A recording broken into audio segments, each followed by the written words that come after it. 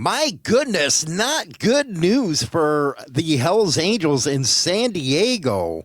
I don't know if this wiped out their entire chapter or charter, whatever they go by, but my goodness, man, a lot has pleaded guilty to a story that we initially covered a long time ago. It involved, I guess, allegedly, well, I can't say allegedly because they freaking pleaded guilty. So that is out the window to a multiple beating. I guess somebody got wolf packed and it turned into a huge ordeal. We're going to be covering that and going out to Oregon. Oh, man, they're trying to get new trials out there to Gypsy Jokers. So got a lot of stuff coming up. Don't forget to like and subscribe, man. Why haven't you done it already? I ask you every video. Get it done.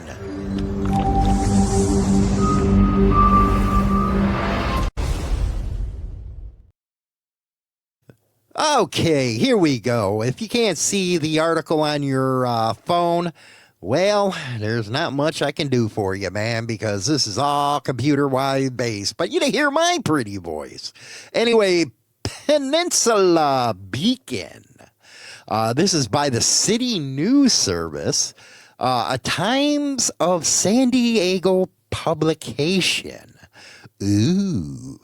Anyway, several people have been connected to, several people connected to the San Diego County chapter of the Hells Angels have been sentenced for their roles in a hate-related 2023 stabbing.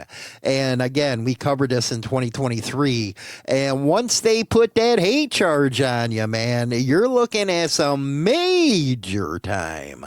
It don't go the other way around, but we're not going to get into that, are we?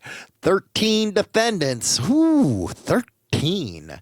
Now, pleaded guilty to various charges and have been sentenced to state prison, county jail, or probation. That's in addition to the June sentencing of the lead defendant, Troy Andrew Scoulder. Let's see here. Let's get in a little bit of this story here.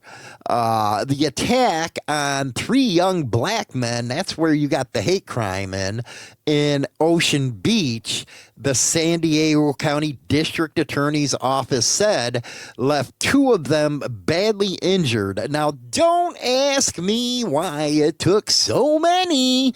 That seems to be the ideology nowadays, is not 1-on-1, not 2-on-2, but 13-on-2. I don't know the circumstances, but that's what it was, man. 13. And you know what's even more disturbing is it said June 6th of 2023, 3 men were attacked, 19, 20, and 21.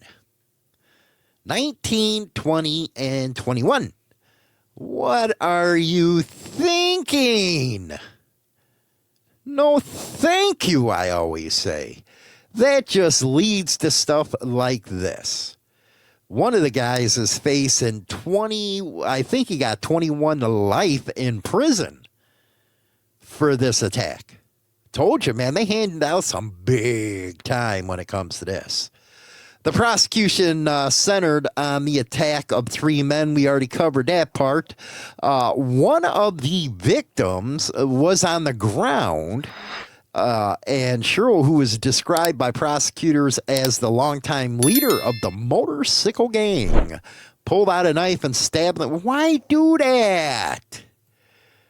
You're there, just use fist. One of the victims fled, but the other 2 were severely beaten by numerous defendants who hurled racial slurs and told the victims they didn't belong in that neighborhood. But they did get the leader. I guess they're talking about the president of that charter. The knife fractured the victim's sternum, pierced his lung, and severed an artery, nearly causing him to bleed out. Ouch. Not necessary, I don't think, but hey, it is what it is nowadays. After the stabbing, other co-defendants spirited Scoulder from the crime scene to the gang's clubhouse. Not the best plan. Don't go to your own backyard, I say. In El Calhoun, I don't know, man. I don't know how to say that. Whatever, it's a Hollywoodism. He and the co-defendants were arrested 3 months later. He was convicted by a San Diego jury of attempted murder and other charges and was sentenced in June of 21 to life in prison.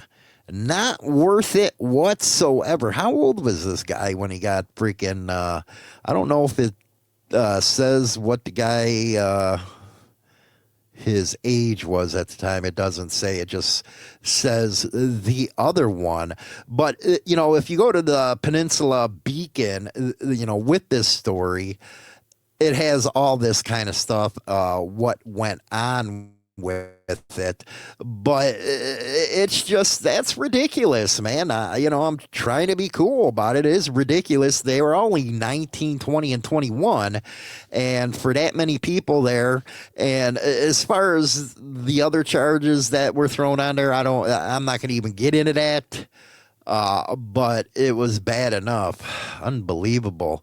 We're going to go to this Gypsy Joker deal out over in Oregon. That's a good one. But first, buy the book, man. Hey, everybody, don't forget to get your copy of Power and Betrayal, baby.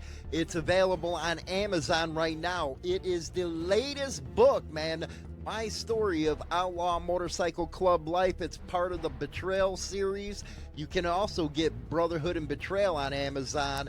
Go get your copy now and support the show. Rock on.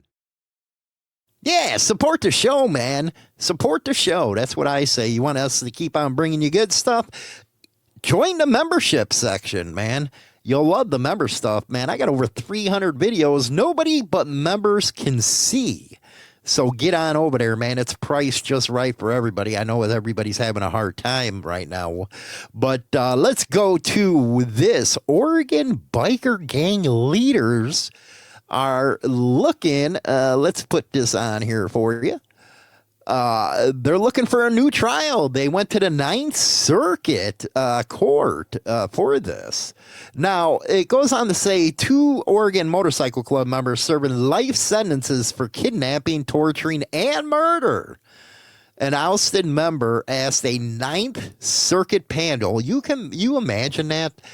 You do something in the name of a club, and next thing you know, you're out of here. You're out of here. Not cool, man. I thought it was all about brotherhood.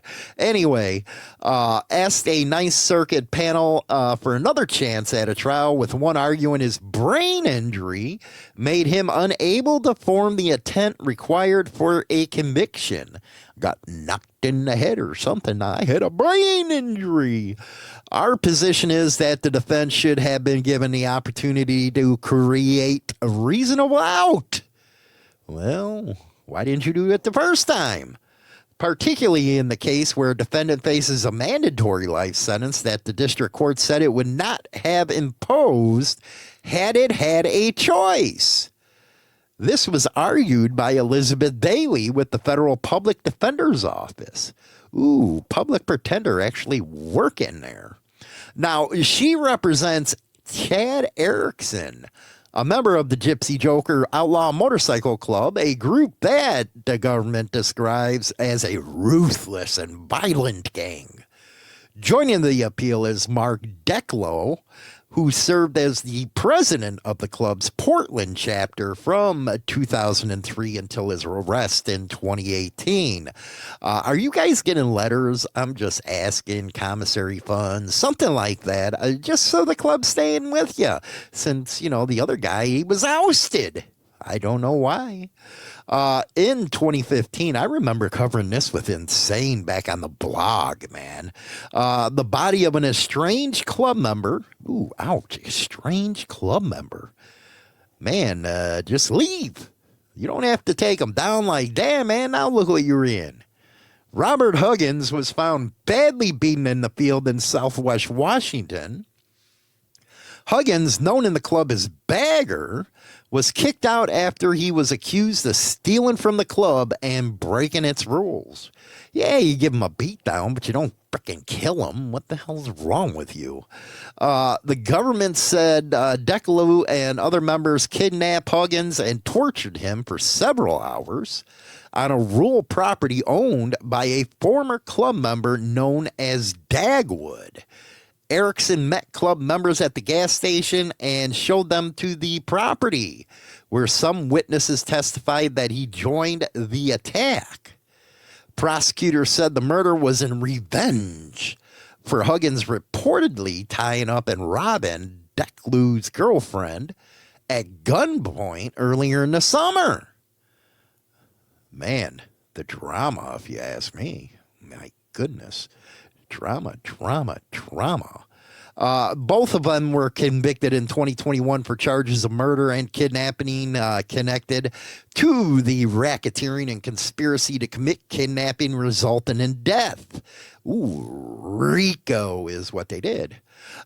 Before the Ninth Circuit, Ericson argued that the lower court wrongly excluded expert testimony about his cognitive deficit due to a traumatic brain injury he sustained from an IED explosion while he was in Iraq. So he was a member of the service, a war hero, all that good stuff, and an IED explosion. See, it went down the wrong road right there, man. Wrong road. My goodness. The jury could take in that information and could find that based on the information, he didn't have knowledge about Huggins' kidnapping, and therefore when he went to the RICO gas station and led others to Dagwoods, he did not intend to facilitate the kidnapping. So this is a Bush appointee that was at the trial in the lower court and determined that the relevance of the psychiatric evidence was minimal at best. I don't know, man. When you're involved in a criminal trial, the judge shouldn't be able to say, hey, you can't present this or that. No, that's what a jury's there to decide. And you're kind of kneecapping the defendants. See, I never understood that. That's just like, hey, there was new DNA that came down the pipeline. Well, you got to argue with them for 10 years. Just show the DNA and do it. But, that's only if you're rich in this country. That's how you get justice. If you're just a working man, that don't work that way. Don't work in your favor. Anyway, let me know what you guys and gals thinks. Don't forget to frickin' subscribe, man. Go over to Instagram, all the others, and of course, HarleyLiberty.com. Having a ball over there, man. We'll catch you later. Rock.